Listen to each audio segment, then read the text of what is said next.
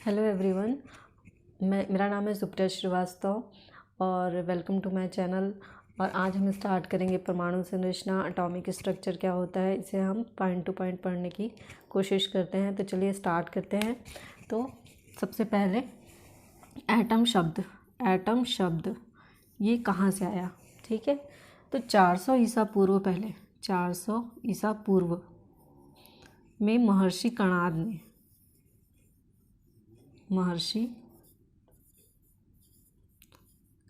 ने, ठीक है। और ग्रीक के दर्शन शास्त्री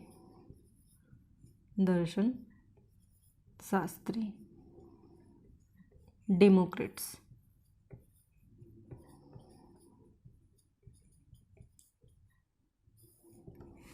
इन दोनों ने एटम की खोज की, ठीक है। अब इनके अनुसार क्या था कि इनके अनुसार जो पदार्थ होते हैं,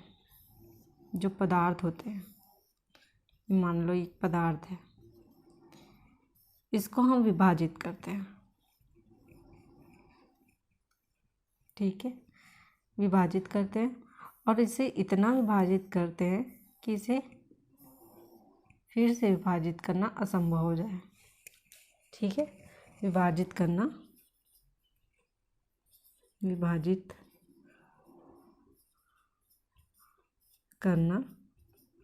असंभव हो जाए,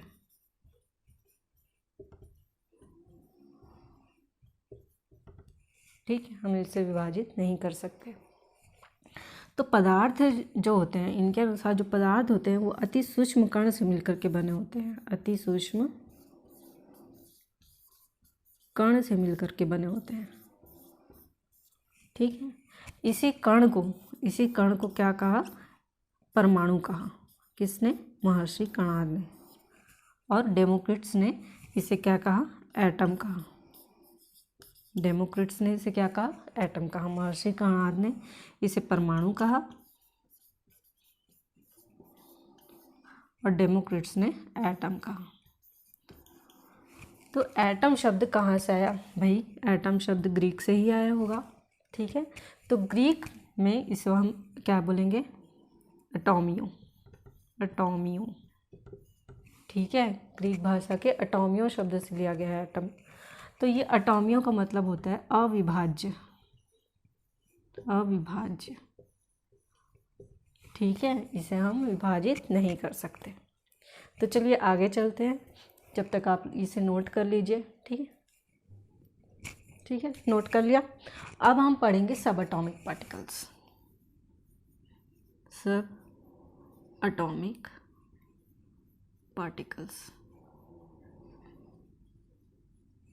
अपरमाणविक कण, ठीक है। सब एटॉमिक पार्टिकल्स क्या होते हैं? तो सब एटॉमिक पार्टिकल्स को 20वीं सदी में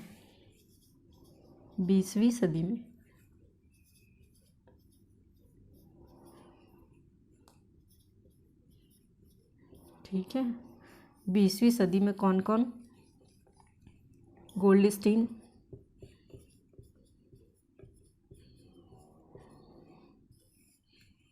चैडविक, जे थॉमसन,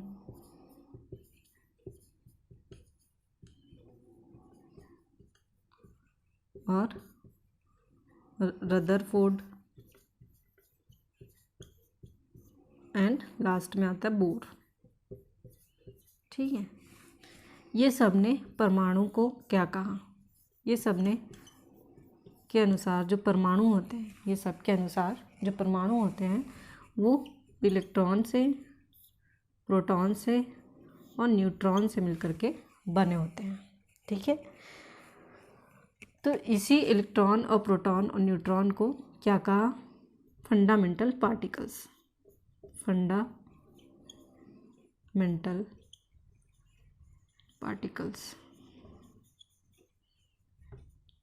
ठीक है।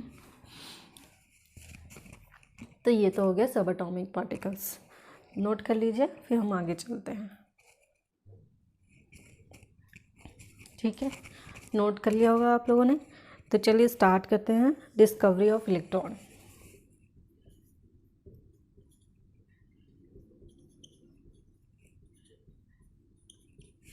इलेक्ट्रॉन का डिस्कवरी कैसे हुई? तो 1830 में फैराडे ने प्रयोग किया। क्या प्रयोग किया? देखो,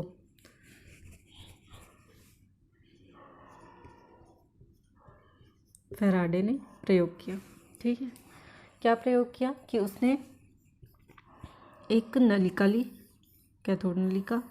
ठीक है, इसमें उन्होंने क्या भर दिया? विलयन भर दिया।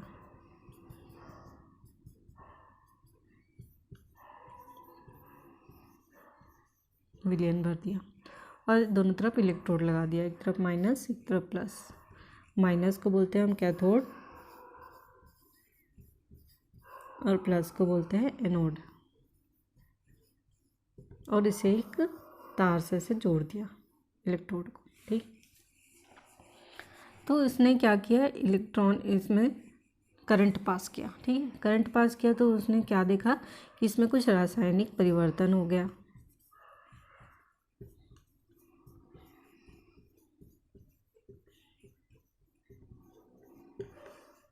अब इन्होंने एक नियम निकाला। क्या नियम निकाला? कि इन्होंने पदार्थ की मात्रा और विद्युत के बीच एक संबंध स्थापित किया।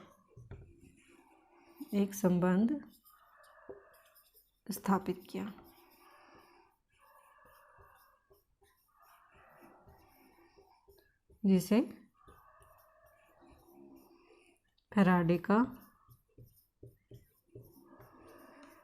विद्युत अपघट्ट का नियम कहते हैं। विद्युत अपघट्ट का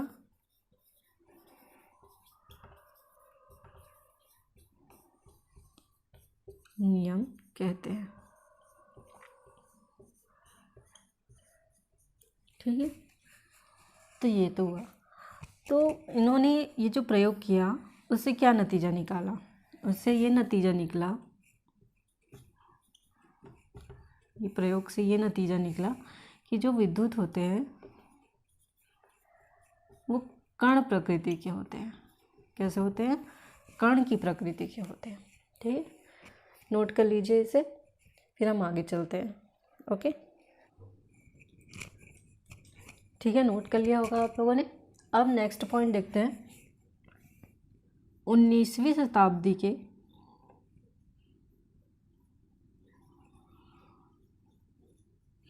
छठे दशक में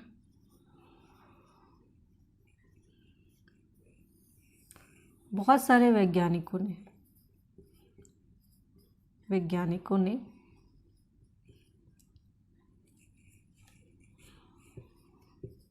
प्रयोग किया। क्या प्रयोग किया? कि एक वैसे ही कैथोड नलिका ले ली।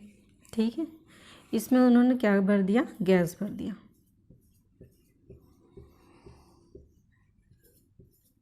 इस तरीके से हम गैस को शो कर देते हैं।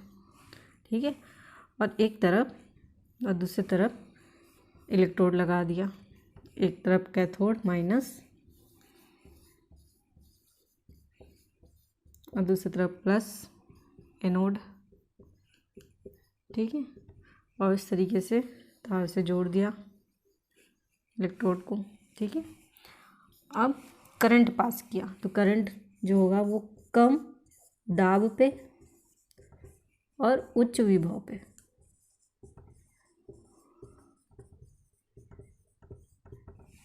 पे, क्या होगा? करंट पास किया। तो उन्होंने वैज्ञानिकों ने क्या देखा? वैज्ञानिकों ने देखा कि जो करंट है वो माइनस से प्लस की ओर जा रही है। तो इसी कण किरणें को क्या कहा? कैथोड किरणें कहा। ठीक है, अब कैथोड किरणों से ही क्या होगा? इलेक्ट्रॉन की खोज होगी। ठीक है, कैथोड किरणों से ही इलेक्ट्रॉन की खोज होगी। तो कैथोड किरणें जो होती हैं उनका अध्ययन हुआ। तो फिर आगे क्या हुआ, कैथोड किरणों का अध्ययन हुआ। कैथोड किरणों का अध्ययन बहुत सारे वैज्ञानिकों ने किया, जैसे कि sir Julius Plucker, William Crookes, J Perrin, J Thompson.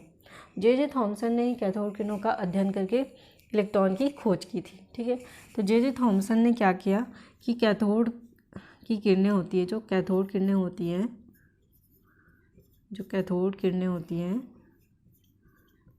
वो कण से मिलकर बनी होती है। ठीक है, और जो कण होती हैं वो परमाणु से मिलकर के बनी हुई होती है। ठीक है, इसी कण को उन्होंने क्या कहा, कार्पसल्स कहा। क्या कहा, कार्पसल्स। ठीक है, 1897 में। आगे से एक वैज्ञानिक थे स्टोनी, उन्होंने इसे इलेक्ट्रॉन्स कहा। ठीक है, स्टोनी, जे जॉन स्टोनी, ये वैज्ञानिक का नाम था। आगे कार्पसल्स को उन्होंने इलेक्ट्रॉन कहा। ठीक है, तो इस तरीके से जे थॉमसन ने इलेक्ट्रॉन की खोज की थी। तो आज के लिए बस इतना ही। अगर वीडियो अच्छा लगा होगा तो लाइक करिए, शेयर करिए और हमारे चैनल को सब्सक्राइब करिए। तब तक के लिए धन्यवाद।